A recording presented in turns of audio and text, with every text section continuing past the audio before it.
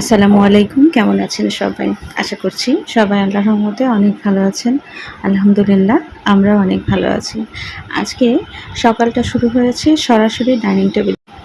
আজকের সকালের নাস্তায় ছিল মুরগির মাংস, আলু ভাজি, রুটি, ড্রাগন ফল আর ছিল আলু পেঁপের একটা অল্প পরিমাণের সবজি। গতকাল রাতেই ড্রাগন ফলগুলো কেটেছিলাম, যার ৩ টুকরা ছিল, সেটাই আমি সকালবেলা নাস্তার সাথে খেয়ে নিলাম। এখন চলে এসেছে ১ কাপ কড়া করে লাল চা করে নেওয়ার জন্য। লাল চার ভেতরে আদা, লেবু আর মধু দিলে আমার খুব ভালো লাগে। আমি তো সাধারণত আদাটা এভাবেই গ্রেটারে দিয়ে গ্রেট করে দেই। এভাবে আদাটা দিলে পানি ফোটার সাথে সাথে আদার ফ্লেভারটা পানির সাথে খুব ভালো করে মিশে যায়। এরপর চাপাতি দিয়ে সামান্য একটু জাল করে নামিয়ে নিলে আদার যে সুন্দর একটা স্মেল আসে, চায়ের লিকারের সাথে এটা মিলেমিশে আমার কাছে মনে হয় যে অদ্ভুত রকমের একটা রিফ্রেশিং ফ্লেভার আসে। আর যখন আমি এটার সাথে এক টুকরা লেবু চিপে দেই, তখন আমার চা খাওয়ার যে একটা অন্য রকমের ইচ্ছা, সেটা আরও বেশি বেড়ে যায়। এবং প্রতিদিন এরকম ১ কাপ চা হলে আমার কাছে মনে হয় যে আমি রেগুলারই চা খাই। আমি চা পছন্দ করি, বাট রেগুলার খাই না। কিন্তু এভাবে আয়োজন করে যদি কখনো খাওয়া হয়, সেটা আমার কাছে খুবই ভালো লাগে। আমি এখানে ছোট ১ চিড়ি লেবু দিয়েছি। আমার কাছে মনে হলো লেবু যদি আমি আরও ১ টুকরা দিই, তাহলে হয়তো চাটা একটু টক হয়ে যাবে। আর আমি এই চায়ের ভেতরে যেহেতু মধু অ্যাড করব, মিষ্টি মধুর সাথে এত বেশি টক স্বাদটা আসলে যায় না, আমার কাছে তো ভালো লাগে না। শুধুমাত্র ফ্লেভারের জন্যেই আমি লেবুটা অ্যাড করেছি। এরকমই সুন্দর ফ্লেভারপূর্ণ একটা চা আমার মনে হয় যে সকালবেলাটাকে আরও বেশি সুন্দর করে দেয়। চায়ের কাপটা হাতে নিয়েই মেয়ের রুমে চলে এসেছি।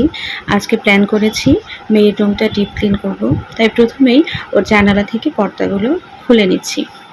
পর্দাগুলো অনেক দিন হয়েছে পরিষ্কার করা হয় না, আর তাই ভাবছি আজকে পর্দাগুলো পরিষ্কার করে ফেলবো। জানালার পর্দাগুলো খুলে ফেলার পর রুমটা এত বেশি আলো আলো লাগছিল, মনে হচ্ছিল যে পর্দা না দিলেই ভালো হয়। কিন্তু আমার বাসা যেহেতু একটু নিচের দিকে, তাই এখানে পর্দা দেওয়াই লাগবে, কারণ আশেপাশের বিল্ডিংগুলো থেকে এই রুমের ভেতরটা তখন স্পষ্ট দেখা যাবে। আর যেহেতু এখানে আমার মেয়ে থাকে, ওর পড়াশোনা, ওর চলাফেরা সব এই রুমের ভেতরেই, আমি চাই না ঠিক এভাবে খোলামেলা থাকুক। আমি যদিও খুব একটা কনজারভেটিভ না, তারপরেও নিজেদের সম্মান এবং নিজেদের পর্দার ব্যাপারে একটু সচেতনতা থাকা সবার জন্যে উচিত বইকি। যাই হোক, মেয়ের বিছানাটা এখন গুছিয়ে নিচ্ছি। ওর খুব সকালে স্কুল থাকে, তাই ঘুম থেকে উঠেই ও বেডটা প্রতিদিন পারে না ক্লিন করে রেখে যেতে। একদম ভোরে ঘুম থেকে উঠে আসলে কারোরই মনে হয় মন চায় না যে খুব ছটপট করে কিছু করে ফেলি। আর আমার মেয়েটা একটু আরাম প্রিয়ই। ও যে কাজটা করে খুব পরিষ্কার পরিচ্ছন্ন সুন্দরভাবে করে, কিন্তু খুবই আস্তে আস্তে কাজ করে। আস্তে আস্তে কাজটা আবার আমার সাথে যায় না। তো ওর বিছানাটা খুব ভালো করে গোছগাছ করে, কিছু কাপড় ছিল এলোমেলো, এগুলো গুছিয়ে নিলাম। তো এখন রান্নাঘরে চলে এসেছি। বেশ কিছু থালা বাসন জমে আছে, এগুলো ধুয়ে ফেলবো। থালা বাসনগুলো ধুয়ে তারপরে আমার মেয়ের ড্রেসিং টেবিলে একটা ছোট্ট প্লাস্টিকের র্যাক আছে, ওটাকে পরিষ্কার করব। বেসিক্যালি আমি রান্নাঘরের সিঙ্কে এসে ওই র্যাকটাই পরিষ্কার করতে চেয়েছিলাম, কিন্তু রান্নাঘরে এসে দেখলাম সিঙ্কে অনেকগুলো থালা বাসন। সকালবেলা উঠে এগুলো ধোয়ার কথা আমার মনেই নাই। তো এগুলো আগে ধুয়ে সিঙ্কটাকে ক্লিন করে নিচ্ছি, তারপর র্যাকটাকে ধুয়ে পানি ঝরাতে রেখে দেবো। মাঝে মাঝে প্লাস্টিকের এই জিনিসপত্রগুলো যদি একটু ধুয়ে নেওয়া হয়, তাহলে হয় কি অনেক বেশি ময়লা জমতে পারে না। প্লাস্টিকে অনেক দিন পর্যন্ত যদি ময়লা জমে ওটা একদম আটকে যায়, তাহলে দেখা যায় যে এটা সহজে পরিষ্কার হয় না, আর এই দাগটা উঠতে চায় না। তো এই জন্যে আগে মাঝে মাঝেই ধোয়ার চিন্তাভাবনা করি। তো র্যাকটা পরিষ্কার করে রেখে তারপর ভাতের জন্যে চাল ধুয়ে দিচ্ছি। আমার গতকালকে রাতে বেশ কিছু তরকারি রান্না করা আছে, আর সকালে মেয়ের টিফিন দেবো, তাই আলু ভাজি রুটি করেছি, সেটাও আছে। তখন ওর বাবা কোনটা খাবে তা তো আমি জানি না, তাই চিন্তা করলাম যে ভাতের চালটাও ধুয়ে দিই, যেহেতু তরকারি রান্না করা আছে। আর এদিকে চলে এসেছি ড্রেসিং টেবিলের কাছে। এখানে এত বেশি পরিমাণে উল্টাপাল্টা জিনিসপত্র জমেছে। কিছু ওষুধ আছে, কিছু ক্লিপ আছে, হিজাব পিন আছে, ওদের কিছু কসমেটিক্স আছে, অনেকগুলো জিনিস আছে যেগুলো রেগুলার ধরাই হয় না, অনেকগুলো আছে আবার ব্যবহার করে ওখানেই পড়ে আছে।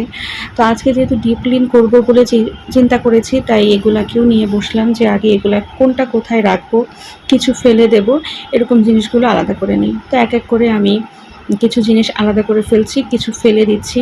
আর এই বক্সটাকে খালি করে বক্সের ভিতরে ছোট ছোট ওদের যত টুকরা টুকরা জিনিস আছে এগুলো ঢুকিয়ে রাখছি। ছোট ক্লিপ থেকে শুরু করে ওদের একদম কম ব্যবহার করা হয় এমন কিছু জিনিস এগুলো বক্সের ভেতরে রেখে ভাবছি বক্সটা একদম আটকে আমি ড্রয়ারে ঢুকিয়ে রাখবো। যখন প্রয়োজন হবে যেটা তখন সেটা বের করে নেবে।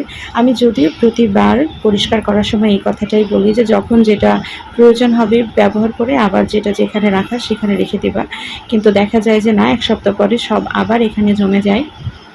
তো আমি সব কিছু সরিয়ে ভ্যাকিউম ক্লিনার দিয়ে হালকা করে একটু ক্লিন করার চেষ্টা করলাম, কিন্তু এখানে যে ময়লাটা পড়েছে এটা বেশ কড়া, তাই আবার মুছেও নিলাম।